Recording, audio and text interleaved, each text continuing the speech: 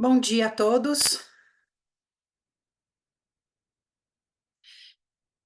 Acho que agora a gente pode começar o nosso lançamento desse documento que foi preparado com tanto carinho e a muitas mãos, numa cooperação do Instituto EMAIS com o Agora Think Tanks, que, se, que fica na Alemanha, o Think Tank alemão, que é nosso parceiro. Fizemos esse documento com o intuito de trazer algumas reflexões sobre o uso do hidrogênio no Brasil, no contexto brasileiro. Antes da gente partir para o evento em si, eu vou dar algumas instruções ou alguns detalhes do funcionamento, como que vai ser o evento. Primeiro, avisar que o evento está sendo gravado, ele vai ser, então, disponibilizado nos canais de YouTube, então vai poder ser visto depois por todo mundo, então vai ficar um registro aí para a posteridade dessa conversa aqui. Também, uma coisa muito importante para a nossa dinâmica do evento vai ser o momento Q&A, então está aberto no chat Q&A, vocês podem ao longo do debate, da apresentação e do debate ir colocando perguntas no Q&A, então vai ter um momento mais para frente onde a gente vai poder responder essas perguntas ou conversar a respeito dessas perguntas, e também ao final, quase ao final do evento, a gente vai colocar uma pergunta com algumas opções e depois o resultado dessa pergunta. E a estrutura do evento vai ter primeiro uma apresentação sobre o estudo, depois um debate de uns 40 minutos sobre o estudo, um momento de resposta do Q&A e a apresentação. E, finalmente, a apresentação do resultado dessa pergunta mais geral que foi colocada para vocês, com opções. E o encerramento. Espero que seja um bom evento para todo mundo. Esse é um estudo que, para nós do EMAIS e para o Ágora, tem uma relevância enorme, inclusive para fomentar o debate sobre quais são os papéis do norte global, do sul global, o que a gente pode desenvolver juntos para que a transição energética resulte numa transição justa, mas também num desenvolvimento industrial para nós aqui do Brasil.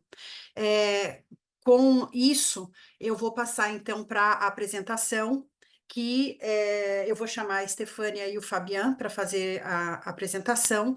Eles vão fazer mais ou menos 10 minutos, alguns slides, mostrando um pouco as grandes conclusões do estudo, até para poder fomentar o debate que vem a seguir.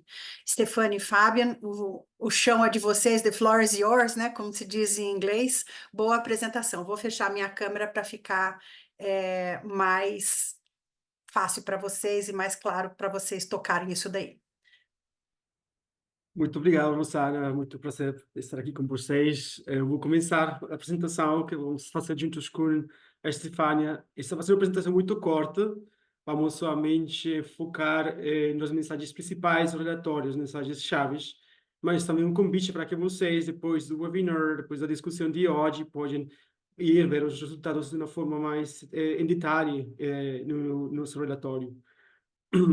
A seguinte slide. É, como falava Rosana, este tem sido um trabalho de muitos meses de parceria, de colaboração entre o EMAIS e a Agora Think Tanks, Agora Industry especialmente, e os resultados são o relatório em duas línguas. Temos o relatório em inglês e português que vocês podem ter acesso nos websites gratuitamente. Então, também um convite para que vocês, depois do webinar, do evento, podem ter acesso ao relatório diretamente. Vou começar falando do primeiro mensagem principal, a mensagem chave do relatório, e é ressaltar um pouco os vastos recursos energéticos brasileiros, também os vastos recursos naturais do Brasil, e como isto, junto com a experiência do setor industrial, posiciona o Brasil como um potencial importante da produção de hidrogênio e também os derivados, como o Power-to-X, o PTX, falando especialmente de hidrogênio renovável, mas também hidrogênio de baixas emissões, porque falamos que o Brasil tem muitos recursos energéticos renováveis e também não renováveis que são importantes. Vemos aqui um mapa que desenvolvimos para o relatório, para este estudo, então, com os cálculos do custo de produção de hidrogênio renovável em 2030. E vemos como os custos podem ser muito competitivos. O Brasil pode atingir custos muito competitivos no mediano prazo. Vemos também alguma coisa muito interessante, é como algumas regiões do país vai ter uma vantagem competitiva em comparação a outras, mas aqui estamos falando somente do recurso solar e eólico onshore. Aqui não temos em conta alguns outros recursos renováveis, como, por exemplo, a biomassa, o biometano, que também são muito importantes, o recurso hidráulico, que também pode potenciar a muito mais o Brasil como um hub de produção de hidrogênio e de produtos PTX. E isso vai abrir novas oportunidades para o Brasil. Então, como vemos na seguinte slide, o Brasil também tem recursos naturais, como o minério de ferro, que pode ser abrir um novo mercado como um produto intermediário do ferro verde. Tá? O uso de hidrogênio com o minério de ferro, que pode ser produzir assim, desta forma, o ferro verde no Brasil, que também pode ser para exportação ou para comércio internacional. E, por exemplo, vemos aqui neste mapa como o Brasil pode também ter custos muito competitivos de exportação do ferro verde para algumas geografias novas, como esse o Japão. Apesar da distância e competitividade com outros países como a Austrália, o Brasil é um dos países que pode ter os custos mais baixos para a exportação, produção e exportação do ferro verde. E dessa forma abre novas oportunidades para o crescimento industrial, para o crescimento para a produção de produtos de valor agregado no Brasil, que é o PTX, que podem também ter um impacto local mais grande. Depois vamos falar um pouco mais de quais são os usos que podem ser dados para o hidrogênio no seguinte slide. A nível global, mas também no Brasil, vemos que o hidrogênio vai ter um papel mais complementário ao que é o uso direto de energia renovável. E quando o uso direto de energia renovável, não só falamos de renováveis para a produção elétrica, sino também vamos falar especialmente no Brasil, do contexto do uso direto do biometano, porque são recursos importantes no país. Desenvolvimos esse gráfico aqui, para que vocês podem ver, talvez, o que a gente qualificou como os usos ideais, ou sem nenhum arrependimento de hidrogênio nos diferentes setores. Por exemplo, vemos ali agentes de redução para a produção do aço verde. Algumas aplicações mais controversiais ou controversa que vamos na segunda linha, tal, vai depender mais do contexto, não somente do contexto nacional, mas o Brasil, por um território tão vasto, vai ter também um contexto regional, que outros recursos vão estar disponíveis, e vemos talvez outras aplicações que são mais que são aplicações onde o hidrogênio não vai ter muita cabida, porque vai entrar a competir com outros recursos energéticos que são muito mais eficientes. Especialmente, por exemplo, falando do veículos leves, do combustíveis no Brasil, têm uma vantagem competitiva maior, especialmente falando também de um uso mais eficiente dos recursos energéticos e naturais do país. Com isto, também dou a palavra para a Estefânia para continuar com a apresentação.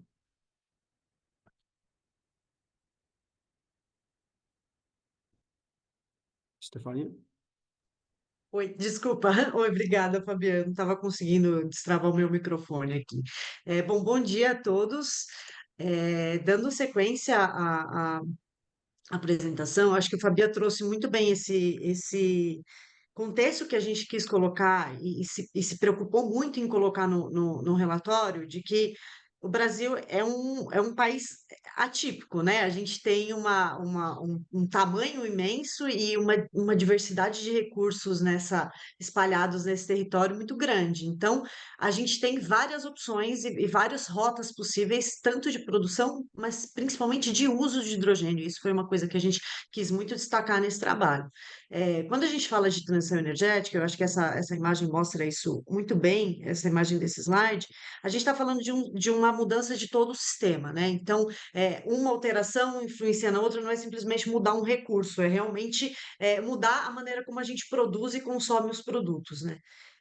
E aí, aqui nessa imagem, a gente pode, por exemplo, ver como o hidrogênio ele pode ter participação em relação com diversos setores. Então, na indústria, principalmente aço, cimento, indústria química, tem uma relação forte com a eletricidade, tanto do ponto de vista da produção desse hidrogênio, quanto da utilidade dele para a reserva de energia, né? O que, no caso do Brasil, a gente não vê como a principal utilidade, porque a gente tem esse grande benefício dos nossos grandes reservatórios, e, enfim, outras maneiras de fazer armazenamento de energia, mas a gente tem aqui uma grande importância desse hidrogênio na agricultura e uma relação com transporte, aviação marítimo e também uma relação aqui com biocombustíveis que para o Brasil é bastante importante. Então, quando a gente fala de desenvolvimento de hidrogênio no Brasil, e essa eu acho que é realmente uma das nossas principais mensagens,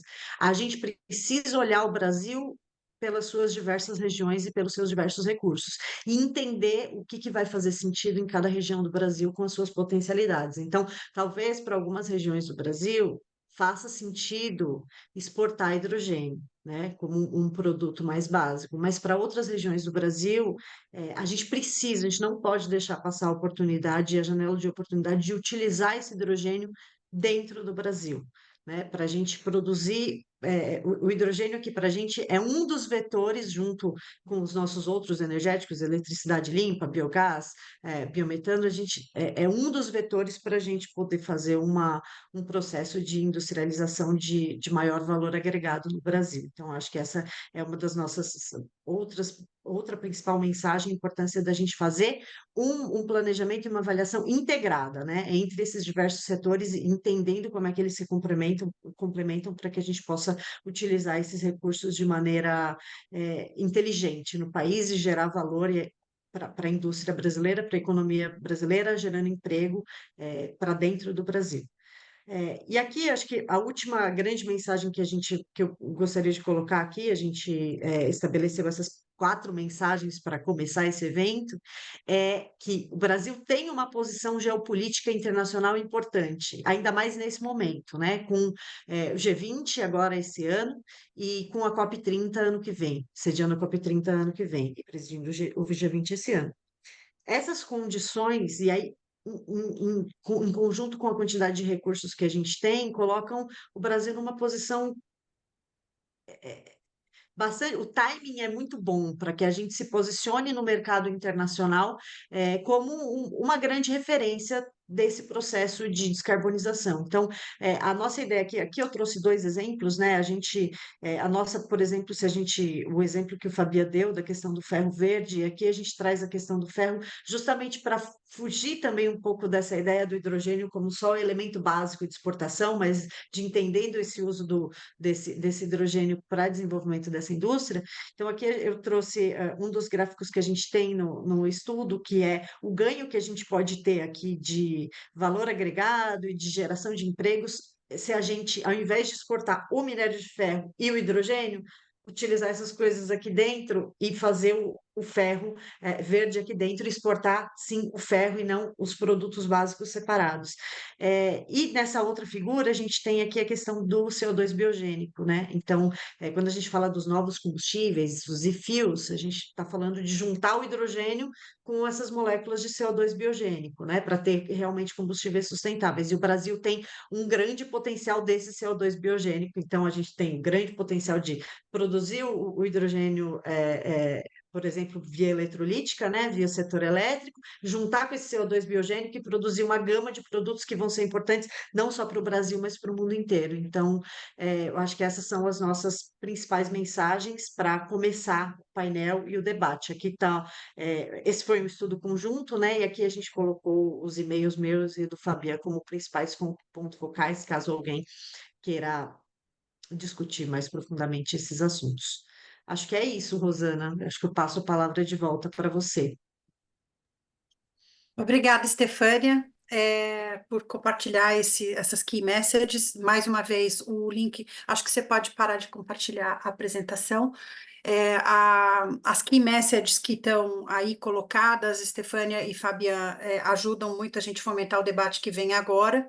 E, principalmente, para quem estiver interessado, lembrando mais uma vez, os links para download do estudo, tanto em inglês quanto em português, estão no chat desse webinar. Quem tiver interesse, é só ir no site do EMAIS para a versão em português e no site do Ágora para a versão em inglês, para fazer o download desse estudo. Começando agora, então, um momento, digamos, um momento debate, né, onde eu chamo o Leandro Jank, do Ágora também, ele é o responsável, lead de hidrogênio no Ágora, né, ele muito focado nos aspectos econômicos e ambientais desse hidrogênio. O Leandro é mais um brasileiro que a gente exportou para o Ágora, né, dos nossos colegas brasileiros que trabalham no Ágora. O Leandro é originário de Santa Catarina, né, Leandro? E muito obrigada por participar desse debate com a gente e ter feito essa jornada conosco. Eu chamo também para o debate o Jorge Boeira, que é CEO da empresa de consultoria Cognitio, que nos ajudou a montar esse relatório, que foi parte muito importante de nós termos hoje esse documento com esse nível de excelência, e feliz em saber que agora o Jorge também assumiu uma posição bastante importante na ABDI, que é a Agência Brasileira para o Desenvolvimento Industrial, que também nos permite colocar um pé aí na implementação das ideias que estão aqui dentro desse relatório. E, por fim, eu chamo de volta a Estefânia, que também foi uma das autoras desse relatório, para compor a mesa, né, essa mesa virtual de debate. Então, eu vou ser a moderadora, vou tentar ser a moderadora de vocês. A gente vai estruturar esse debate da seguinte forma: eu vou colocar primeiro uma pergunta um pouco mais livre para vocês colocarem o que está na cabeça de vocês. Por favor, a gente tem mais ou menos 40 minutos para esse debate, então a gente procurar ter respostas bastante concisas às perguntas, tá? E como moderadora, eu já coloco um ponto super importante do que foi trazido aqui, que é essa oportunidade de reflexão sobre o papel do Brasil na descarbonização global.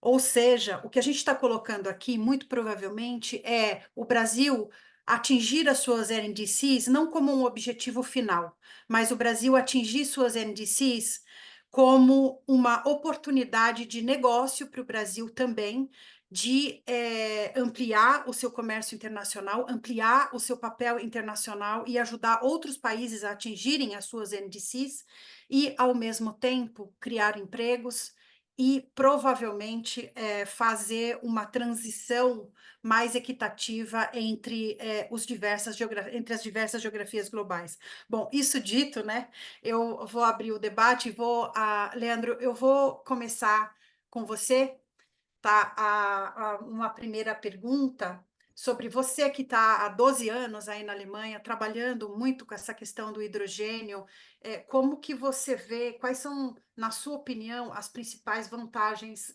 competitivas do Brasil para a produção de hidrogênio renovável, na comparação com outros países? Como que vocês estão vendo isso aí no Ágora, na Alemanha, e você como brasileiro sentado aí nessa posição privilegiada? Bom, olá a todos. Primeiramente, é um grande prazer estar participando com vocês nesse lançamento do estudo. Eu tenho certeza que vai ter um grande impacto no Brasil e ajudar bastante o desenvolvimento do hidrogênio por aí. Bom, o Brasil ele possui um amplo potencial para a expansão da geração solar e eólica. Algumas regiões elas têm excelentes recursos eólicos e de radiação solar. O Brasil também tem uma economia relativamente estável para desenvolvimento de projetos de infraestrutura e também tem uma cadeia de valor estabelecida para projetos de energia renovável. Mas o Brasil não é o único país com essas condições. Existem também outros players que também querem entrar nesse mercado. Por exemplo, na América do Sul, existe Chile, Uruguai. Na África, a Namíbia também está bastante à frente, desenvolvendo diversos tipos de projetos de hidrogênio. Na África do Sul também. E também tem alguns países mais envolvidos, como a Austrália e os Estados Unidos, que têm intenção de participar desse mercado. E o que o Brasil ele precisa fazer é desenvolver as suas potencialidades. Como foi dito anteriormente, elas não estão necessariamente distribuídas de uma maneira uniforme no território brasileiro. Existem excelentes condições para geração de energia eólica e solar no Nordeste, ventos bastante constantes no extremo sul, só que a biomassa, o carbono biogênico, ele está mais distribuído, está mais concentrado no centro-sul do país, né? Então, eu acho que vai ser é fundamental para que o Brasil desenvolva a economia de hidrogênio. Também tem investimentos, né, em infraestrutura, por exemplo, linhas de transmissão de energia, armazenagem de hidrogênio, por exemplo, para longa duração, e também, eventualmente, transporte de hidrogênio, dos derivados de hidrogênio e até transporte de CO2, né? Então, existe bastante potencial no Brasil, mas também é necessário desenvolver vários aspectos, incluindo da infraestrutura. Perfeito, Leandro. Se eu posso até, vou emendar uma segunda pergunta para você, já logo de cara. A gente tem uma questão que hoje se fala muito do hidrogênio verde, né, que seria o hidrogênio a partir da eletrólise da água com eólica e solar. Como que você vê a evolução para a gente incorporar outras rotas e outras formas também de chegar no hidrogênio, que são mais típicas de algumas regiões aqui do Brasil? Como que você vê essa aceitação, né? Por onde que seria o caminho de aceitação? Desculpa te colocar uma pergunta logo no embate assim, mas eu não quis perder a oportunidade.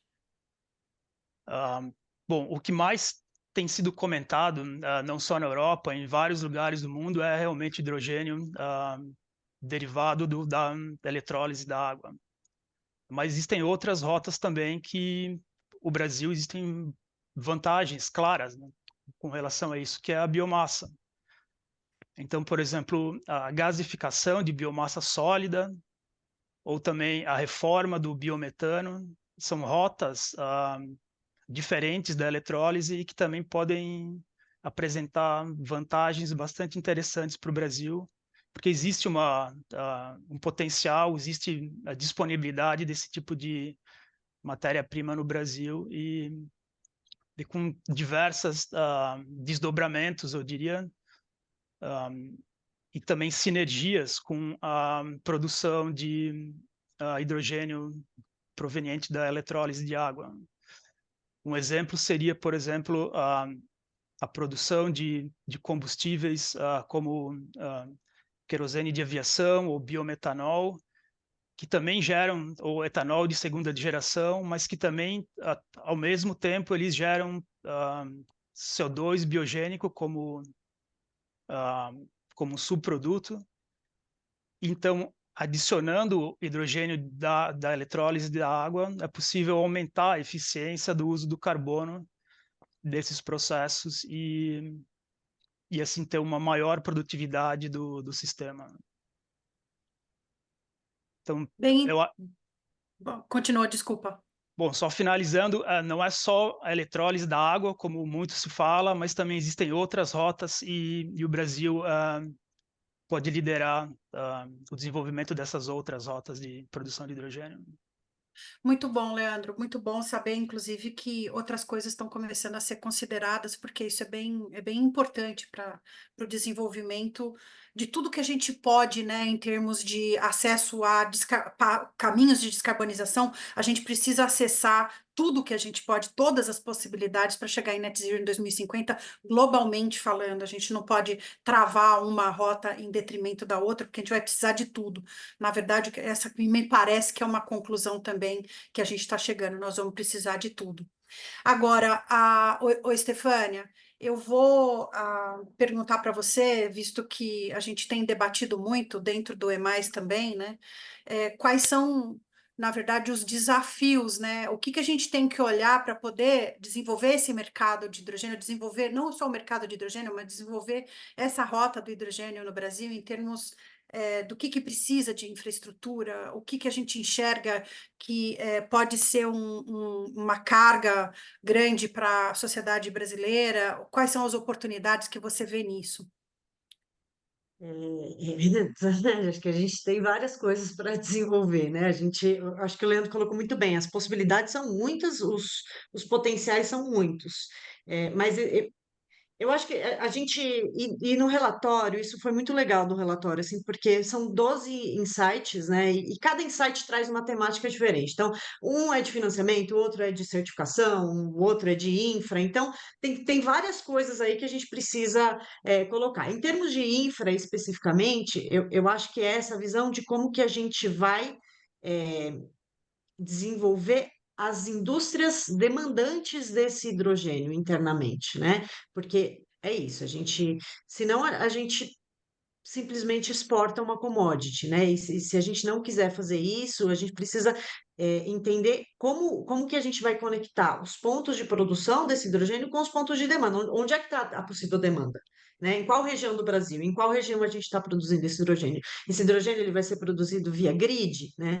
E aí, se ele for produzido via grid, o hidrogênio, o eletrolítico, como é que a gente vai certificar em termos de os termos das certificações europeias, que eu e Leandro tivemos algumas conversas já sobre isso, que é a adicionalidade, a temporalidade, e aí, a maneira como a gente vai fazer isso no nosso setor elétrico, está de acordo com o que a Europa está considerando, né? Para a gente poder produzir e exportar para lá, ou a gente vai ter que fazer alguma negociação nesse tipo, né? A gente vai manter esse sistema elétrico totalmente renovável, 90% renovável durante todo o tempo, para poder sempre estar produzindo direto do sistema, sem ter grandes dificuldades de certificação. Então, são várias questões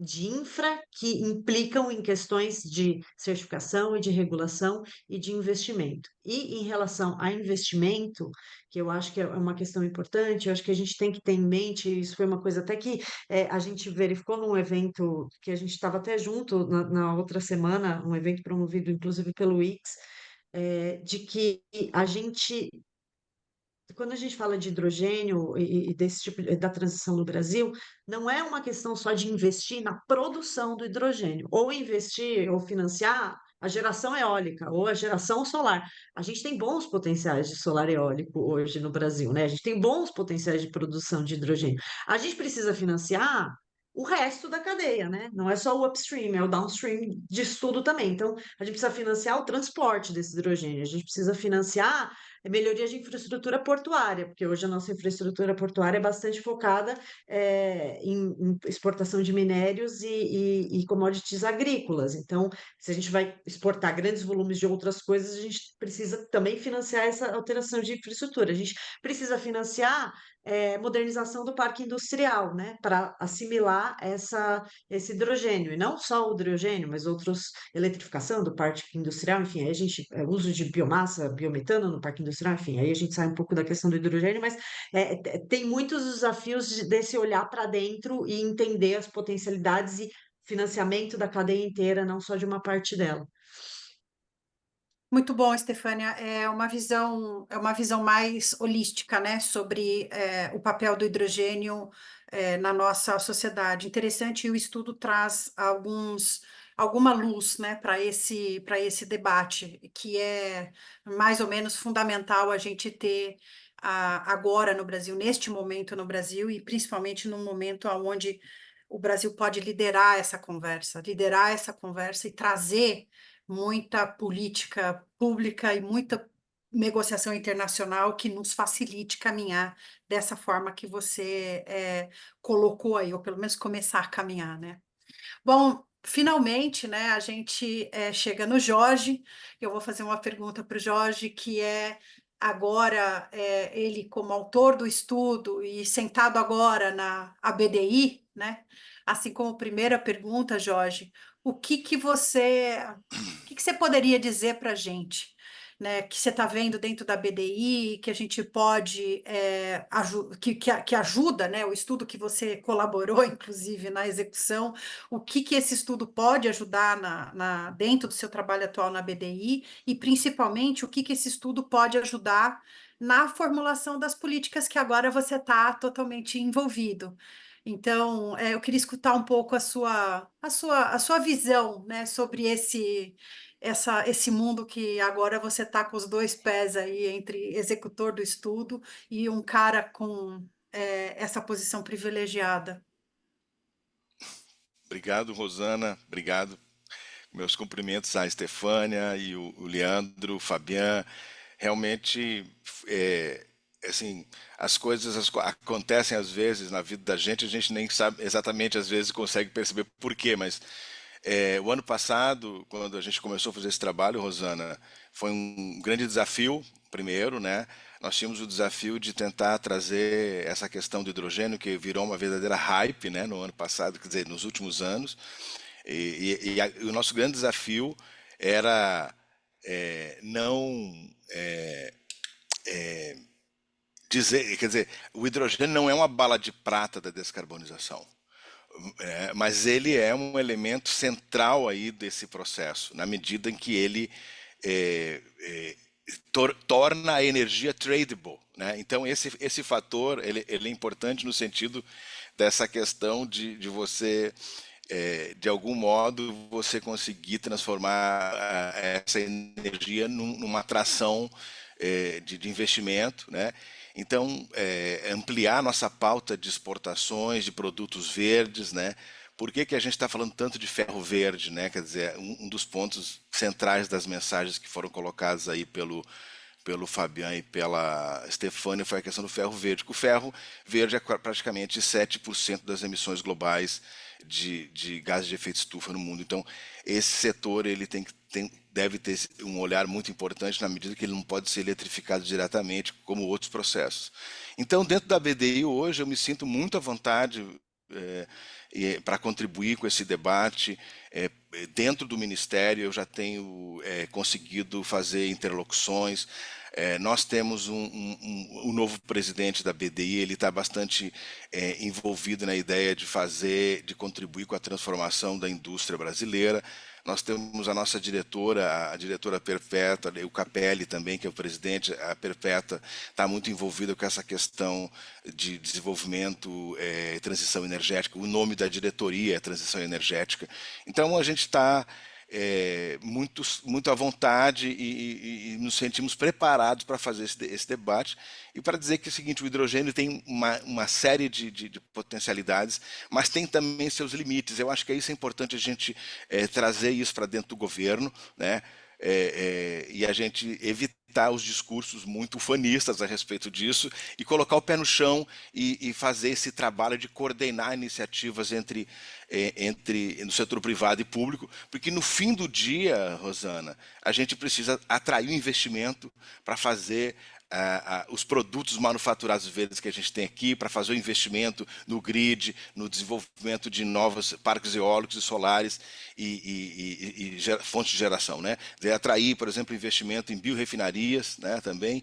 Eu até estive conversando com uma pessoa do setor de biodiesel aqui esses dias, eu perguntei o que seria importante para vocês nesse momento trazer um investimento, porque a cadeia de biodiesel hoje no Brasil é totalmente nacional, mas para migrar para uma etapa de cadeia de valor mais sofisticada como investimento em biorefinarias, talvez o investimento estrangeiro pudesse ser interessante nesse momento. Então, a gente tem que trabalhar com essa ótica de pensar a atração do investimento para transformar esse grande potencial que o Brasil tem, reconhecido mundialmente, né, em termos da sua matriz elétrica muito limpa, né, e das suas múltiplas opções nas diversas regiões, a gente transformar isso em realidade. E isso tem que ter muito trabalho. E a gente está lá na BDI para ajudar nesse sentido. Que ótimo, Jorge. É bom saber, porque a gente teve uma discussão muito acalorada, vem tendo, né, uma discussão muito acalorada sobre a questão do hidrogênio. Obviamente que você se posicionar como um país exportador de hidrogênio tem uma coisa mais imediatista, né, porque o mercado está comprador mundialmente de hidrogênio, mas na posição que você está aí, até como governo, a gente tem que sempre olhar o que isso traz de volta para a sociedade brasileira, né? E nós do EMAS, a gente tem muito colocado que essa coisa de exportar o hidrogênio é super importante para que a gente tenha se capacite, né? Para que a gente forme uma massa crítica de conhecimento no Brasil, para que a gente ajude a gente a entrar nesse mercado de hidrogênio, mas que o grande valor agregado para o Brasil está em outros pontos dessa cadeia, e a sua fala traz muito isso embutido, né? E que é bem bacana. Mas eu volto com você ainda, Jorge, eu te pego ainda hoje, na segunda pergunta. Ô, Leandro, deixa eu te falar uma coisa, sabendo, assim, um pouco até das coisas que você é quase professor, né, eu aprendi um monte com você, né, no Ágora, né, na sua visão, quais as potenciais sinergias entre o setor de bioenergia, como você mencionou um pouco na sua primeira resposta, entre o setor de bioenergia e esse mercado de hidrogênio de PTX? Porque para o Brasil fazer esse link faz todo sentido, né, ô Leandro? Como é que você vê isso? Sim, é verdade, Rosana. Bom, o Brasil ele é uma potência no setor de biomassa e vai ampliar ainda mais a sua liderança no futuro. Só que nesse caso a biomassa ela tende a ser menos utilizada para geração térmica e elétrica e mais como matéria-prima renovável para a produção de moléculas renováveis, né, como o etanol de segunda geração, por exemplo. Essas moléculas elas vão ser fundamentais para descarbonizar tanto o setor de transporte, aviação, o setor marítimo e também o setor industrial. A questão é que durante o processo de conversão da biomassa nessas moléculas renováveis existe o subproduto que é o CO2 biogênico. E atualmente o CO2 biogênico ele não contribui para o aquecimento global e por isso, né, nesses processos atuais de combustão e fermentação, ele é emitido diretamente para a atmosfera. Mas em cenários de neutralidade climática, né, essas fontes de CO2 biogênico, elas vão ser consideradas como um ativo financeiro. E o Brasil, como foi mostrado anteriormente, possui muita geração de CO2 biogênico.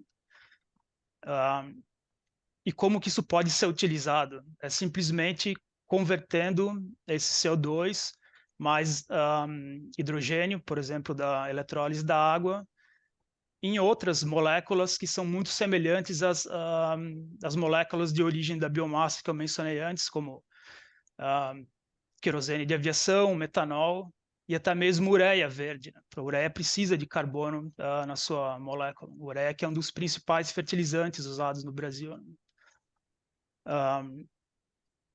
E a vantagem do Brasil é que, como existe muito CO2 biogênico, o custo de captura desse CO2 ele é muito menor do que se fosse capturado diretamente do ar, que é o caso de que muitos outros países eles vão precisar fazer.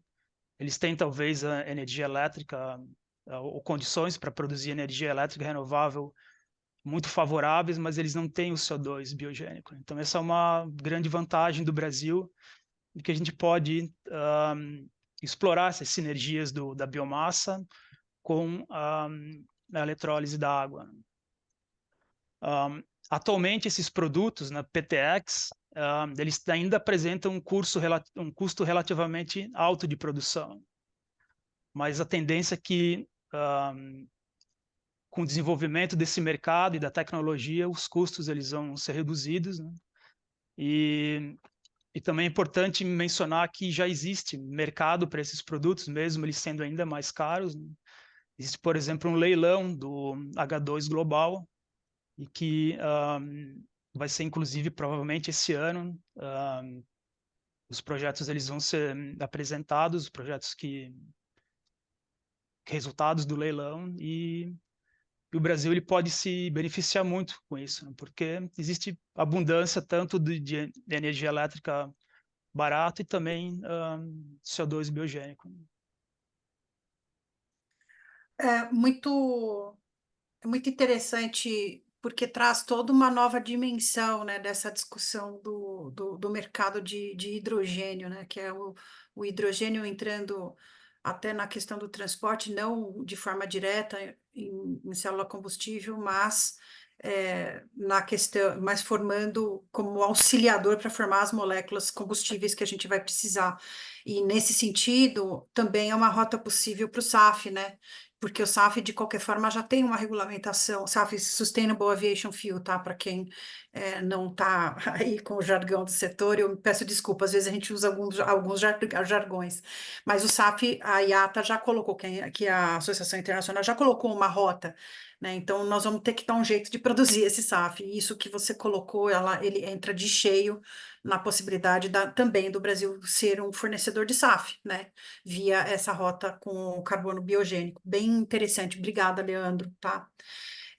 Agora, Estefânia, indo mais fundo, você tem se debruçado bastante nos usos ou na descarbonização, na tal da neoindustrialização verde, né, que a gente tem trabalhado bastante na neoindustrialização verde, né, e a gente conversando com os industriais, indo a fundo, conversando mesmo com agentes do setor privado, né, a gente vê que tem uma necessidade ainda não existe esse mercado para os produtos verdes, de fato, mercado grande não existe, existem alguns mercados de nicho, mas a gente acaba se batendo um pouco com questões de certificação e regulação, né? Principalmente de certificação. Algumas rotas são aceitas, outras não são aceitas. Então, como que você vê que isso pode ser aprimorado? Eu sei que não tem uma resposta única, tem só um encaminhamento de resposta para isso, porque essa questão é ampla, mas assim, uma primeira vista sua sobre essa questão.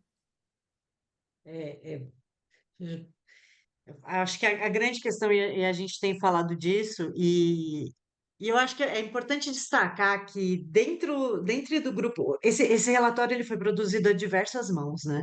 E a gente tem, dentre os próprios autores, visões diferentes sobre esse assunto. Então, assim, de fato, a gente não tem uma resposta única nem no próprio relatório. Mas a gente vai querer utilizar a certificação como barreira tecnológica? Eu acho que essa é uma pergunta, assim. Porque no momento em que a gente certifica uma rota e não certifica outra, considera uma rota como verde e outra não, na prática o que a gente está fazendo é uma barreira tecnológica. Isso pode ter a sua validade quando você está fazendo isso para, por exemplo, barrar uma rota dos combustíveis fósseis, porque você entende que, olha, qualquer coisa que ajude esse mercado a continuar por muitas décadas, por muitos anos existindo é ruim, então é melhor que a gente. É uma visão, é uma política. Agora, existe uma outra questão que é você barrar determinadas rotas tecnológicas por interesses de mercado, por exemplo, né?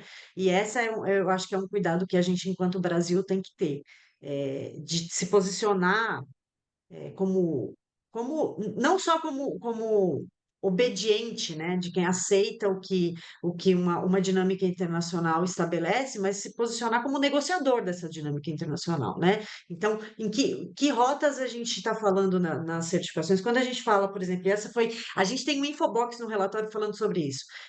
Hidrogênio renovável, hidrogênio verde, hidrogênio de baixo carbono, hidrogênio de baixas emissões, porque esses termos eles são bem complicados, eles podem ser utilizados, né, justamente para favorecer algumas rotas e prejudicar outras. Então, por exemplo, quando a gente fala de hidrogênio verde, a gente está falando de qual hidrogênio? É o hidrogênio eletrolítico, ok, que vem pela eletrólise da água. Mas a partir de qual fonte? Só solar e eólica? Se for hidrelétrica, serve também? Pode ser. Só solar e eólica nova, se for uma hidrelétrica que já está no sistema há muito tempo, não pode mais, porque a gente pode estar prejudicando, né, que essa energia seja usada dentro. Então, como é que a gente. Isso faz sentido para todos os países, mesmo para aqueles que têm 90% de renovabilidade no grid? Então, esse tipo de critério de certificação, a gente precisa olhar lógico, né? Se espelhar no que está sendo feito lá fora, mas entender que cada país tem as suas necessidades e a sua realidade, né? Como é que a gente vai. As rotas de reforma de biogás, biomassa, hidrogênio verde também, elas vão ser certificadas como hidrogênio verde, vão ser consideradas aqui no Brasil e também fora dele. Então, essa é uma questão de certificação que a gente precisa tomar cuidado. Sobre regulação, rapidamente, e até isso foi uma coisa que eu escutei de um dos industriais, que foi, tá todo mundo falando de produção de hidrogênio, tá todo mundo falando de consumir hidrogênio, né? A indústria já tem tentado, qual tecnologia eu vou usar, mas tem um meio do caminho aqui, que é a regulação de como que esse hidrogênio vai ser manejado, que tem muito pouca gente falando. Então, por exemplo, isso foi a gente tem até um outro infobox do relatório falando sobre isso. Vazamentos de hidrogênio. Como que a gente vai considerar níveis aceitáveis de vazamento? Quais vão ser os critérios de segurança de manejo desse hidrogênio? O hidrogênio tem baixa densidade energética volumétrica. E aí, né? Como é que a gente vai fazer? Ele pode explodir. Quais são os critérios de segurança que a gente está usando para o manejo desse hidrogênio? Então, esses meios, de novo, eu insisto na questão da gente ver a cadeia como um todo, né? Esses meios da cadeia, a gente vai fazer eles como, né? Então, acho que mais ou menos isso, Rosana. Muito bom, Estefânia, são pontos de não é um ponto de atenção dentro de um momento de criação desse ambiente do hidrogênio, né? Jorge, como última pergunta, porque vai para você, como que você está vendo, Jorge, aí dentro de você como cientista dessa área, né? E também dentro de você agora como policymaker, como que você está vendo o papel dessa produção em grande escala de hidrogênio renovável no Brasil, né? O que que você tá, assim, se você fosse dizer uns próximos passos, não precisa ser definitivo, tá, Jorge? Mas se você fosse colocar os próximos passos, o que que seria na sua visão agora como policymaker? Olha, nós até discutimos isso no relatório, né? Quer dizer, primeiro passo é você estabelecer as regras do jogo, né? Isso está muito claro, né? Você tem que estabelecer como que isso vai acontecer. Exatamente isso que a Estefânia falou, pegando o gancho, né? Então, quer dizer, são tantos elementos que devem ser discutidos previamente para estabelecer a linha de base, né? Você precisa estabelecer uma série de políticas públicas para financiar o desenvolvimento da infraestrutura, né? Quer dizer, você tem uma série de iniciativas relacionadas com como você facilita o investimento, né? Você tem todas as questões associadas com a produção de equipamentos nacionais. Eu acho que esse é um dos pontos importantes também quando você fala hidrogênio. O próprio ministro das Minas e Energia já se manifestou lá na Brasil Wind Power o ano passado que o Brasil pode ser um grande fabricante de eletrolisadores, mas não somente eletrolisadores, né, Rosana? Nós fizemos um estudo também em 2022, na ocasião financiado inclusive pela Agência de Cooperação Alemã, para o estado do Ceará, né? Quer dizer, quais os benefícios que o Ceará vai ter, a indústria de produção de bens e serviços industriais e de engenharia, o Ceará vai se beneficiar com um investimento lá anunciados no Porto do Pecém, da ordem será mais de 30 memorandos de entendimento, deve ter já umas 5 empresas com contratos, né, assinados já e com área registrada, algumas empresas inclusive com licenciamento ambiental concluído. Agora, o que vai ficar para a indústria cearense, né? Quer dizer, nós vamos trazer esses equipamentos numa caixa preta, vamos instalar e vamos levar o hidrogênio ou a amônia para os mercados consumidores, ou a gente vai ter uma política que viabilize a inserção das empresas nacionais na construção dessas plantas?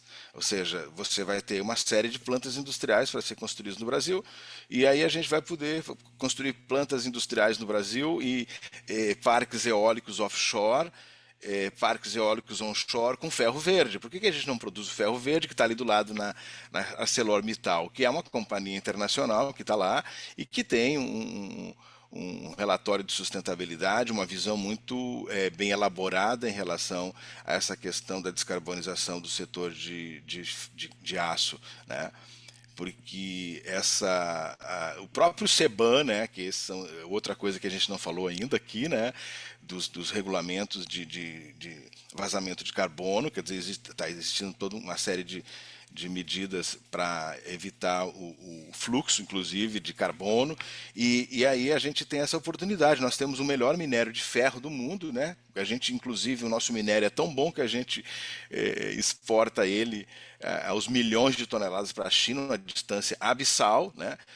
E a gente tem agora todos os recursos naturais para produzir hidrogênio renovável, seja por meio da eletrólise, né, que é uma coisa importante, porque a eletrólise vai demandar a necessidade de investimento em geração, né, tanto em geração eólica, onshore quanto eólica offshore, quer dizer, acho que a própria Beólica tem uma visão muito clara de que a eólica offshore ela pode ter a sua viabilidade econômica facilitada se combinada com a produção em hubs de hidrogênio próximos à costa, por exemplo, se a gente pensar em São Paulo e pensar no parque industrial brasileiro que está todo no Sudeste, você poderia ter um modelo que viabilizasse isso. Diferente no Rio Grande do Sul também, você tem ventos muito bons, foi mencionado, inclusive, ilustrado naquele mapa.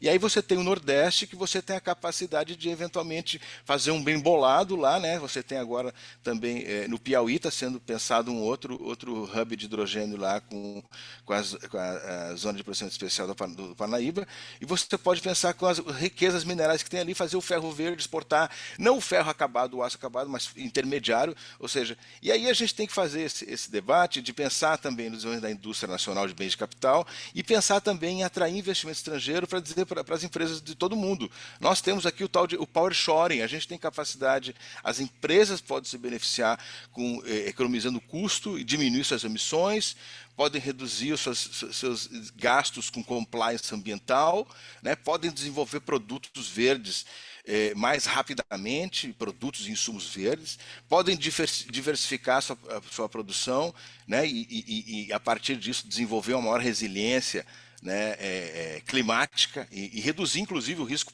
geopolítico. O Brasil é um país bastante seguro desse ponto de vista. Eu acho que se a gente tem o pessoal do Itamaraty aqui nos ouvindo, isso é uma questão muito séria, eles são muito especialistas nisso, né? E a gente pode também exportar, aumentar o nosso percentual de exportação de produtos que vão ajudar, inclusive, a descarbonizar e reduzir as NDCs dos outros países, né? E ajudar, de forma geral, a atingir as metas do Acordo de Paris, e o Brasil pode representar aí um grande líder nesse processo. Eu acho que a gente só precisa coordenar as coisas, viu, Rosana? E contamos com você, com o Ágora, com o EMAIS, para a gente junto fazer isso, junto com o governo federal, com as agências. Muito obrigada, Obrigado, é Jorge. isso.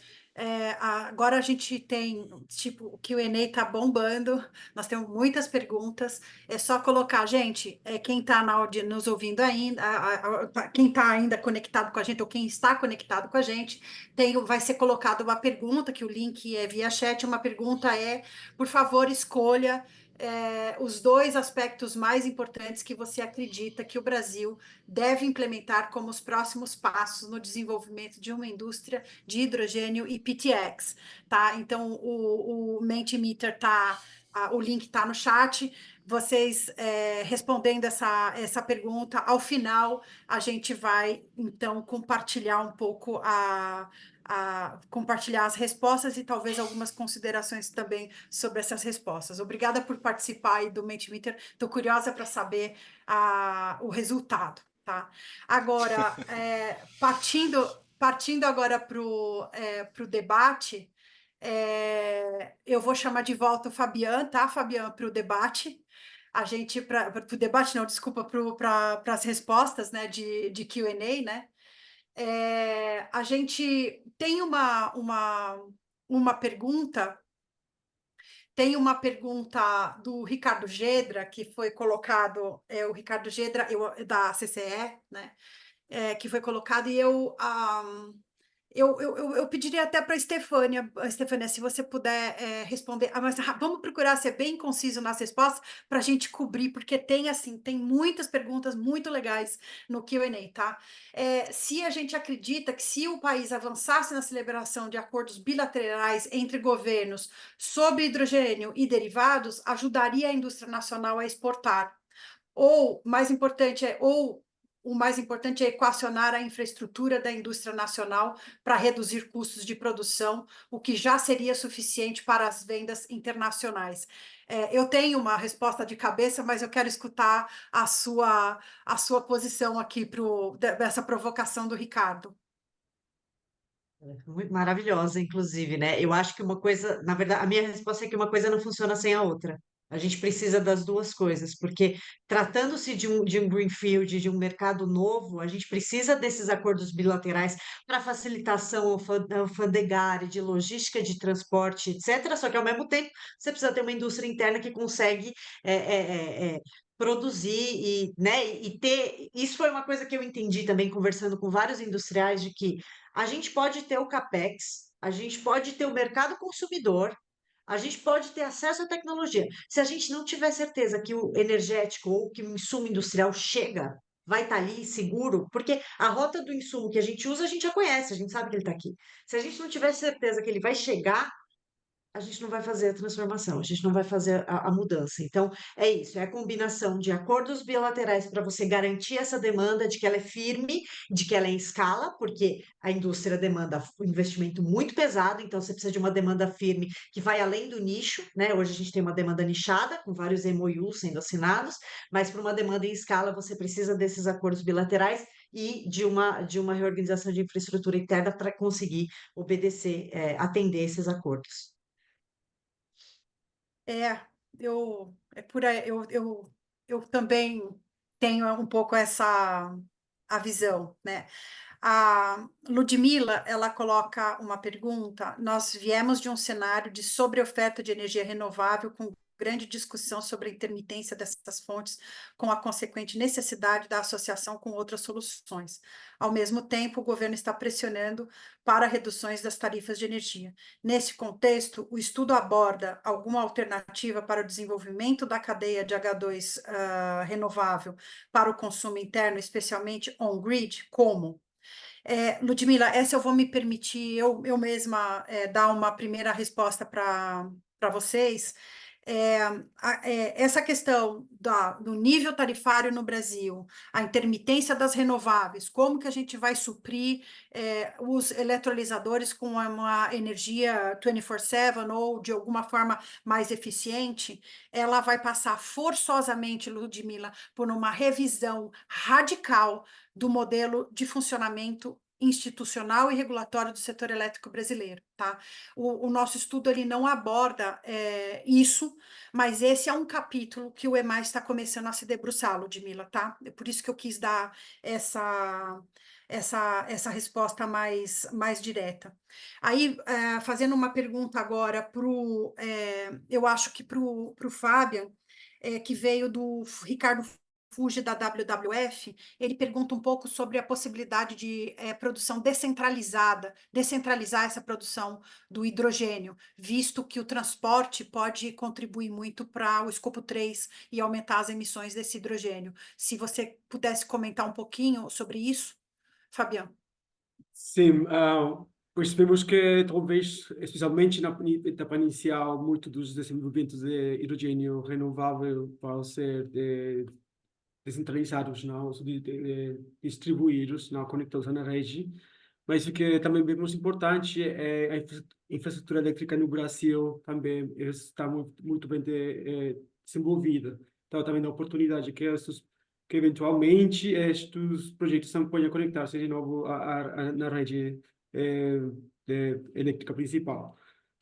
O que vemos importante, sim, é um planejamento estratégico e intersectorial que vai capturar todos estes diferentes aspectos necessários de infraestrutura e também de como estes projetos que talvez inicialmente iniciem distribuídos podem talvez integrar-se ou não. Vendo um pouco mais a parte do ambiental, é uma coisa que vai precisar ver qual o uso de hidrogênio na região que talvez vai estar mais isolada que outras, e ver se realmente vale a pena o desenvolvimento nessa região. Então, acho que aí é uma coisa um pouco mais de uma avaliação ambiental importante que precisa fazer, especialmente no contexto regional, no Brasil. Mas a nível nacional, vemos que talvez, inicialmente, os primeiros projetos vão ser mais distribuídos para a produção de hidrogênio renovável, sim. Muito obrigada, o Fábio, bem interessante. Tem uma pergunta da Ieda Gomes aqui, e aí eu deixo livre para quem de vocês quiser responder. Talvez Leandro e Fábio vão ter mais informações sobre isso. Eu gostaria que os painelistas comentassem se o mercado europeu é mesmo comprador. As grandes empresas anunciaram metas para 2030, Engie e Enel, por exemplo, estão, na verdade, retardando as suas metas. E se isso indica que talvez a Europa esteja revendo o passo de descarbonização, ou se realmente vocês veem que a Europa está indo no sentido de ser um mercado comprador. E aí eu só vou tipificar, Ieda, essa pergunta, se me permite, comprador de quê? Tá? Se é comprador de amônia verde, hidrogênio verde, ou de hidrogênio embebido já na forma de produtos. Talvez, Leandro, eu não sei se você pudesse. A gente não tem uma resposta, tá, Ieda, definitiva sobre isso, mas eu vou pedir para o Leandro aí discorrer um pouco sobre esse assunto. Bom, existem metas estabelecidas por diferentes países europeus e também pela União Europeia de importar hidrogênio e derivados. E também existem instrumentos já que foram desenvolvidos para fomentar esse mercado. Agora, recentemente, por exemplo, pelo governo alemão, o CCFD é um instrumento que visa cobrir os custos adicionais que os off-takers, por exemplo, a indústria, teria ao adquirir moléculas renováveis para descarbonizar os seus processos. Existem também cotas para produtos derivados de hidrogênio, que a União Europeia estabeleceu, e todos eles visam justamente isso, fazer o start do processo da economia, o ramp-up. Então, eu vejo que existem instrumentos e possibilidades para esse mercado começar. Talvez existem, ao mesmo tempo, um pouco de insegurança, talvez porque se esperava ainda mais do que está acontecendo, mas não é algo que vai deixar de acontecer. Ele talvez só está demorando um pouquinho mais por questões de inflação, guerra na Ucrânia e tudo mais, né? Mas existem metas e os países estão se esforçando para cumprir. O Leandro, é a resposta que a gente consegue dar agora, né? Um cenário que está se desenrolando aí a olhos vistos. Mas eu acho que o que tem de principal de lição nisso que você falou para o próprio Brasil é se a gente quer que alguma coisa aconteça, a gente tem que empurrar a porta, né? Então, se a gente acha e vê algum nicho de mercado que a gente pode se inserir, a gente internacionalmente tem que se colocar e tentar aproveitar, inclusive pautando, né, possibilidades que às vezes uma colaboração internacional de dois caminhos pode ajudar a fomentar esse mercado, inclusive a fomentar o apetite, né, dos países para comprar produtos e soluções de descarbonização. Bem interessante isso que você coloca, tá, o Leandro? Tem uma pergunta que eu não poderia deixar de fazer, porque é de uma pessoa que eu amo de paixão, que é o professor Gerson Kelman, que está na audiência. Professor, ele pergunta quais as evidências concretas, contratos de longo prazo, de que há um mercado comprador para hidrogênio líquido ou amônia produzido no Brasil, ou melhor ainda, produtos de baixo carbono made in Brasil. Jorge, essa eu vou deixar para você.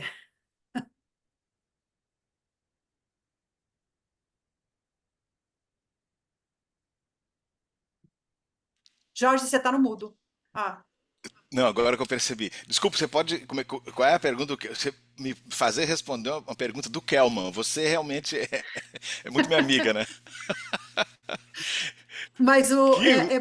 basicamente Ah, evidências concretas de contratos de longo prazo de que há um ah, mercado comprador para H2V, líquido ou amônia produzido no Brasil, ou seja, se o mercado internacional está realmente apontando para essa compra de longo prazo, ou melhor ainda, se está para produtos de baixo carbono made in Brasil. Essa segunda, professora, eu já vou responder pelo Jorge. Não, não tem, tá? A gente precisa forçar esse negócio. Mas, Jorge, eu deixo você. Mas antes tá. de você responder, Jorge, eu só queria fazer um comentário. Tem muitas perguntas muito bacanas. Nós vamos responder todas. O que não der tempo de responder aqui, nesse espaço que termina daqui a pouquinho, para a gente poder ir para as finalizações, nós vamos providenciar resposta para todas as perguntas, tá bom? Mas vai lá, Jorge. Não, assim, o Hydrogen Council, né, que é uma organização que coleta todos os projetos de hidrogênio no mundo, é uma lista muito grande, né? Dificilmente esses investidores fariam esses investimentos sem off-takers, né? Quer dizer, é, ninguém vai começar a produzir sem ter off-taker, né? Então a gente tem o projeto H2 da Europa, né? O H2 Europe, né? Quer dizer, existe alguns movimentos nesse sentido, é, e, em tese, tanto a Europa quanto o Japão já se mostraram que vão ter que fazer importação de hidrogênio, né, de produtos à base de limpos, né, hidrogênio, em função até mesmo da característica das suas matrizes elétricas, né, para a produção. Então, eles já se manifestaram, isso está manifesto em vários documentos. Agora, quando essas operações vão começar, a gente precisa ainda construir isso, né? Quer dizer, não é um processo que vai se dar automaticamente. A criação dessa nova indústria, como ressaltou, eu acho, a Estefânia, bem na sua primeira fala, ela se trata de realmente de uma transformação não só do setor de energia, mas também da economia. Esse processo de você tirar 100 milhões de barris de petróleo que são consumidos diariamente no mundo, eles são é um processo bastante complexo e que talvez demorem não décadas, mas talvez anos, mas talvez décadas. Então, essa estruturação desse comércio internacional também, seja de produtos derivados de hidrogênio ou de produtos manufaturados verdes, vai demorar ainda um tempo para ser construído e vai requerer o envolvimento de todos os países na construção desse mercado novo. Então, eu acho que, não sei se eu respondi, que é uma pergunta de $1 milhão, eu acho. Não sei se o nosso colega o Fabien poderia ajudar também.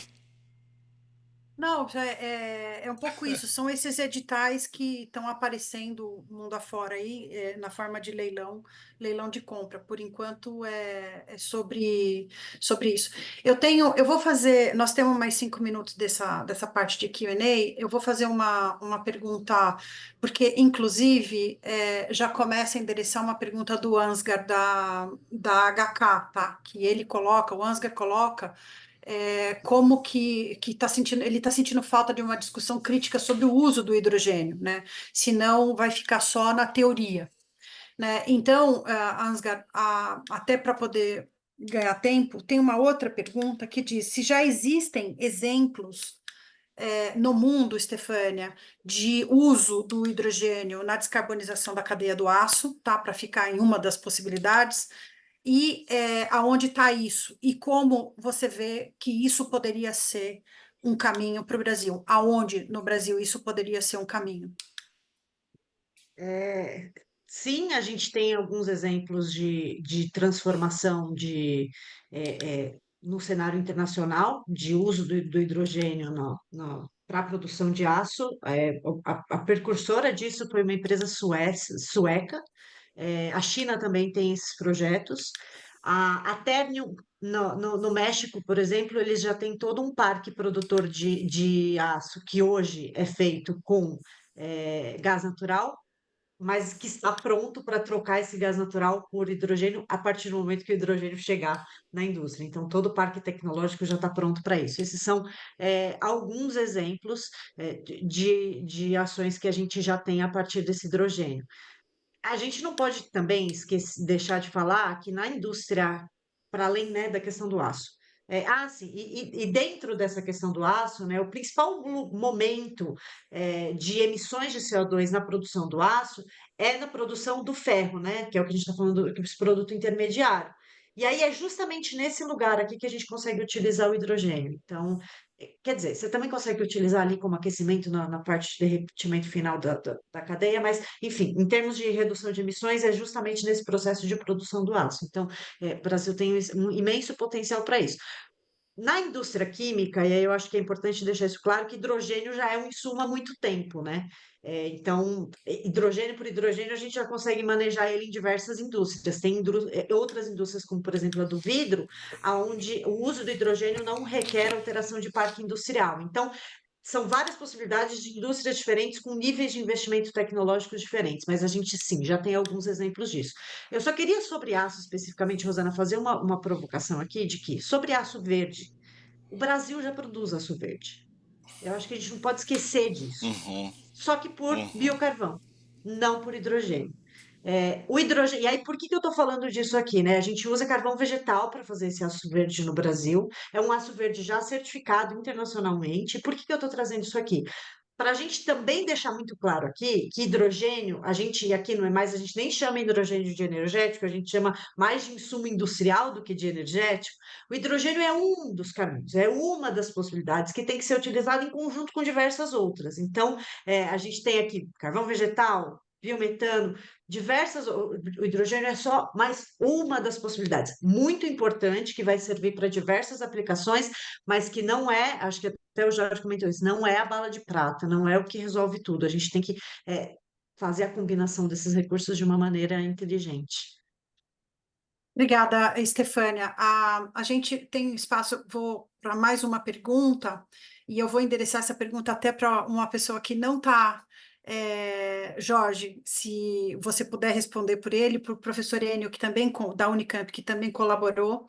Ele discorre um pouco sobre o hidrogênio renovável, misturar o hidrogênio renovável ao gás natural para descarbonizar as termoelétricas, que é uma pergunta interessante, mas a gente não pode esquecer que também aí a gente tem que ver se é melhor misturar o hidrogênio renovável no gás natural para descarbonizar as termoelétricas ou o biometano, que é a discussão que vem agora. Então, eu vou deixar essa última pergunta aí para o professor Enio ou para você, Jorge, responderem, e aí a gente passa para o momento da gente mostrar como é que ficou a pizza de resposta lá da que vocês responderam da pergunta inicial do Mente, tá? E, mais uma vez, todas as perguntas serão respondidas, que não foram respondidas aqui, a gente vai procurar mandar uma resposta, ou pelo menos uma reflexão sobre o assunto. E aí, professor Enio, ou você, Jorge, que eu não sei se o professor vai conseguir entrar, responderem que essa questão do uso e mistura do gás natural, que passa muito também por conversar sobre a nossa rede de gás, tá? Apta a receber hidrogênio, coisa que me parece que não totalmente na sua totalidade. O professor Enio consegue responder ou você responde, Jorge? Provavelmente ele não consegue acessar porque ele não está como palestrante, né? Então vai você. Não, quer dizer, se há possibilidade, isso, evidentemente, você já levantou alguns elementos da resposta, né? A Rosana é uma ótima moderadora porque ela ajuda com as respostas já. Quer dizer, como é que você vai levar esse hidrogênio, né, para as termoelétricas, né? Vai de caminhão, quer dizer, tem que ver a questão do custo-benefício, quer dizer, me parece uma ideia interessante do ponto de descarbonizar as térmicas, né? Agora a questão é saber como é que você vai, se o custo logístico de levar o hidrogênio até essas plantas vai ser, quer dizer, tudo no fim passa por uma questão de análise de viabilidade técnica e econômica, né? Quer dizer, mas a ideia, assim, Tá. não há como não discordar que se você colocar biometano, biometano é mais fácil você colocar na rede de gás, o hidrogênio não. O hidrogênio tem propriedades físicas e químicas que ela pode causar vazamentos existe até um percentual que está estudado de que você pode injetar até mais ou menos 20% de hidrogênio nos gasodutos sem maiores riscos, porque é um elemento, ele pode fugir pelas estruturas do aço, né? Então, a ideia é que, por exemplo, no ácido de hidrogênio, todas as tubulações, as conexões são feitas e as válvulas todas são feitas de aço inox, aço especial, em função dos riscos associados com o vazamento, que inclusive a Stefana mencionou, que eu acho que esse é outro ponto interessante, importante. Quer dizer, alguém perguntou aqui, eu estava olhando as perguntas, Rosana, sobre a questão de você fazer produção distribuída de hidrogênio. Não, ok, eu acho que é possível, agora é preciso um cuidado muito grande, porque o hidrogênio e a eletricidade é uma, digamos assim, uma mistura bastante explosiva. Então, essas questões de segurança, não só da operação dos trabalhadores e do entorno, você precisa tirar toda o mato de volta para você trabalhar com uma planta dessa. Então, é preciso muito cuidado com essa questão de fazer produção distribuída de hidrogênio. Você tem que ter todos os cuidados como uma grande planta de hidrogênio também. Agora, a ideia é interessante, sim. Poderia ser melhor estudada, é claro. Tá, então, Jorge, você traz uma coisa que é fundamental, que é a discussão da distribuição desse hidrogênio, como que vai ser feita, né? Que é um elemento que explode, é um elemento complicado e é um elemento que penetra nas cadeias do aço, e se não for um aço inoxidável especial, não dá para usar, ou seja, tem alguns desafios para serem pensados. Para terminar, tem uma pergunta, e nós vamos passar para a resposta. Tem uma pergunta sobre a questão do PL que está tramitando. Aliás, eu acho que foi para o Senado hoje, do PL do hidrogênio. Se tem aquele limite de 4 quilos de CO2 por tonelada de hidrogênio que está lá, perguntando se faz sentido esse limite para nós. A nossa posição, inclusive na contribuição, e já vou deixar bem claro, é uma pergunta da Luísa Rosa, tá? A nossa posição é que isso é uma coisa tão específica que não deveria estar congelado num projeto de lei, mas deveria ser jogado para um infralegal. Ou, no limite, colocar o 4 como um cap, deixar muito claro o que está contido no 4, né, qual é o escopo que está no 4, e colocar para infralegal regulamentar o que é o quê. Né?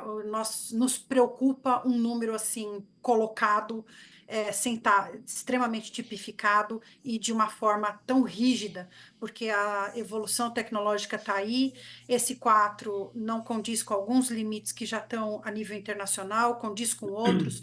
A gente acha um pouco prematuro, Luísa, travar um 4 ou travar um 4 sem ter uma tipificação inteira. Então, eu termino com essa nota de que o que a gente viu aqui é que o hidrogênio é muito importante, tem vários desafios, mas ele não é a bala de prata, e que principalmente a gente, para poder transformar essa cadeia de valor, essa cadeia numa cadeia sustentável, a gente tem que agregar valor aos produtos de hidrogênio. Inclusive, do ponto de vista mundial, faz mais sentido você exportar um produto com o hidrogênio agregado dentro dele do que exportar o hidrogênio, mesmo que seja através de um carrier, do ponto de vista de descarbonização global, pensando principalmente no escopo 3 e no transporte desse hidrogênio ao redor do mundo aí.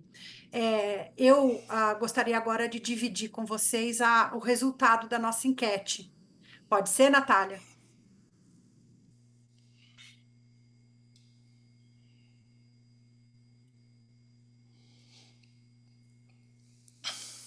Então, o resultado da nossa enquete, eu vou ler aqui porque está pequenininho, bem rápido.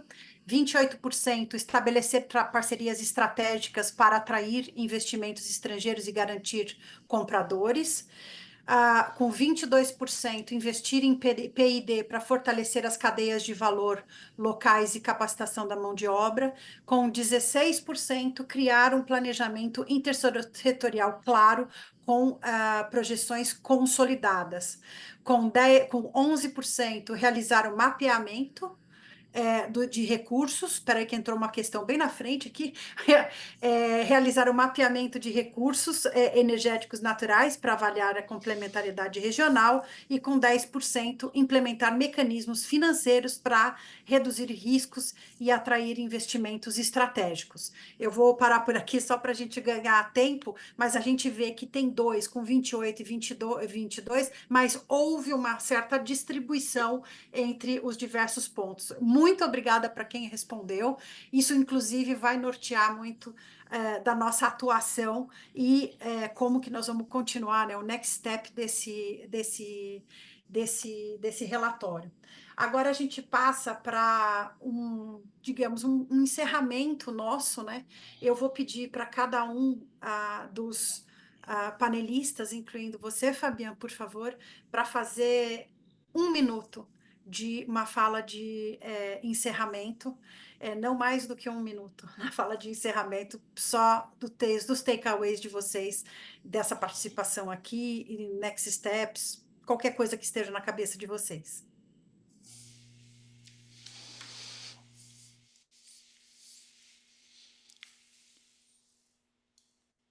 Ladies first? Quem começa? Eu deixei aberto, ninguém começa. Não, você primeiro, Jorge, pronto. Well, não, que eu pensei que seria as damas primeiro, mas primeiro eu queria Não. falar que foi assim, primeiro vendo os colegas aqui, que nós trabalhamos durante o ano passado, durante longos tempos, longas discussões, né? Que nós aprendemos muito, né? Esse assunto não é um assunto simples, né? Eu queria até fazer uma menção aqui ao professor Enio, né, da Unicamp, que foi nosso parceiro, trabalhou comigo, um grande mestre, e eu considero ele o pai e a mãe do hidrogênio, porque porque ele está há 30 e poucos anos nesse negócio, o laboratório de hidrogênio dele. E então eu queria fazer essa observação em relação a ele e dizer o seguinte: a gente tem muita coisa para fazer. Quer dizer, a complexidade do tema não é só energia, não se trata só de energia, se trata de indústria, de transporte, de agricultura. Se trata de uma mudança muito grande na forma como a economia foi pensada nos últimos 100, 150 anos. Quer dizer, assim, nós precisamos tirar 100 milhões de barris dia, sei lá, nos próximos 50, 100 anos. Ou seja, nós vamos ter que aprender a sobreviver sem petróleo, sem botar gasolina no nosso carro, ter carros elétricos, carros a biocombustíveis, combustível de aviação feito de forma sustentável, seja pela rota do hidrogênio, seja pela rota dos biocombustíveis. E o mais importante de tudo isso para a sociedade brasileira é que nós estamos muito bem posicionados. Cabe a nós nos unirmos, ou seja, as nossas forças políticas, a boa política pública e as forças produtivas desse país para a gente fazer essa transformação e não só cumprir as nossas NDCs, mas ajudar as dos demais países. Então a gente precisa estar preparado para fazer isso. É isso, obrigado pela audiência, Obrigada, pelas Jorge. pessoas que ficaram pela centro. Obrigado. Obrigada, Jorge, muito obrigada. Estefânia, 2 cents. Quando eu e o Fabiano, a gente estava assim, lá pela metade desse relatório, eu lembro da gente falar, não, é que a gente queria manter ele lá com umas 50 páginas. O Brasil, o Brasil, ele é muito grande, e ele é muito específico. A gente não conseguiu isso de jeito nenhum, porque cada hora, né, a gente tinha mais uma. Não, mas não pode deixar de falar aquilo, mas tem esse contraponto. Então, a gente tentou abordar ao máximo as principais questões envolvidas na questão do hidrogênio, que são muitas.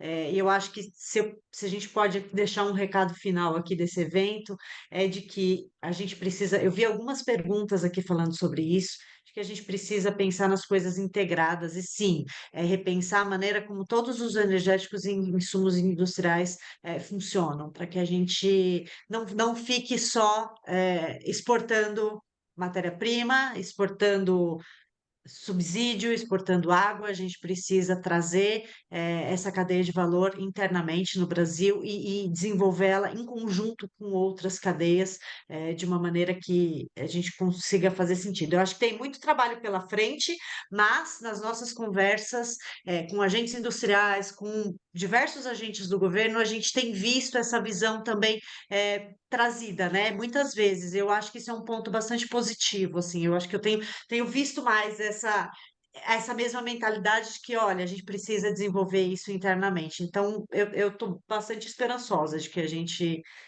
vai conseguir desenvolver com essa cadeia no Brasil de uma maneira eficiente e inteligente, trazendo emprego e trazendo dinheiro aqui para dentro.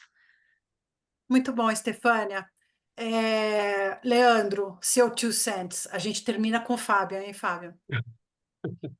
Bom, vamos lá. Com relação aos próximos passos, eu vejo que é importante criar condições para facilitar o desenvolvimento de projetos, como, por exemplo, desenvolver mecanismos financeiros, linhas de financiamento, fomentar a cooperação entre os desenvolvedores de projeto e off-takers. Acho que isso é uma condição primordial, como o Jorge falou anteriormente. E isso tudo visando a redução de risco associados aos projetos, né? Redução e que no final isso vai ser traduzido como redução de custo, né, de produção.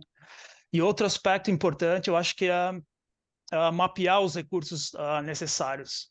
Acho que vento e radiação solar, isso todo mundo já sabe, mas onde que se pode armazenar hidrogênio em longa duração, eu ainda, pelo menos, eu desconheço no Brasil, né? Isso é muito importante, porque a geração de hidrogênio ela é variável, mas o off-taker ele precisa de uma geração, um suprimento firme de hidrogênio, porque são as características dos processos industriais, né? E outro aspecto também é como que isso se conecta com a disponibilidade de CO2 para a produção de PTX, né? Eu acho que tendo essas informações em mãos, é possível, então, planejar melhor a infraestrutura que vai ser necessária e, enfim, facilitar o desenvolvimento dos projetos. Obrigada, Leandro. Fabiano. Difícil depois de tudo que falamos e mais, mas Então, 30 segundos só. acho que há um par de coisas interessantes. Sabe? O primeiro que a Stefania falou é verdade. O tema do hidrogênio, o PTX, é muito complexo. Não? São muitos setores involucrados, são muito interesse. Mas acho que é uma oportunidade importante para o Brasil de falar do PTX mais que do hidrogênio para termos um benefício local mais grande. E falar um pouco mais a nível internacional, e o posicionamento do Brasil agora como presidência do G20, como o COP, que também vem pronto aqui para o país, também tem um posicionamento importante para que possa ser mais uma voz mais forte dos países do sul global, para que os países do global também tenham uma negociação mais equitativa com os países do norte do global.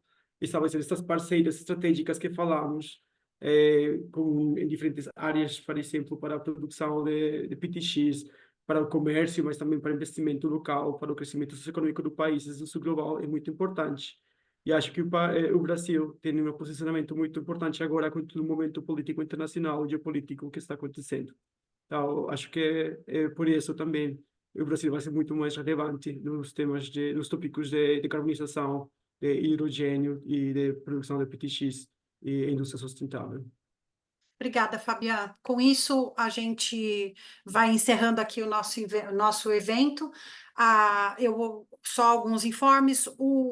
A gravação vai estar disponível no YouTube. Eu convido a todo mundo, a todos que estão aqui, mais todos os amigos do todos, a nos seguir tanto no LinkedIn como no nosso site. Os relatórios, o relatório vai estar disponível no site do EMAIS em português, no site do Ágora em inglês. E a gente vai dividir agora, né? Tá no chat aí o link do EMAIS no LinkedIn. A gente agradece o EMAIS, o Ágora, e a gente agradece enormemente a todo mundo que esteve aqui nesse debate. Críticas e insights são bem-vindos. Isso é um trabalho em construção. A gente espera que esse relatório contribua para a formação da política pública brasileira e para o posicionamento internacional do Brasil vis-à-vis a esse assunto do hidrogênio do PTX.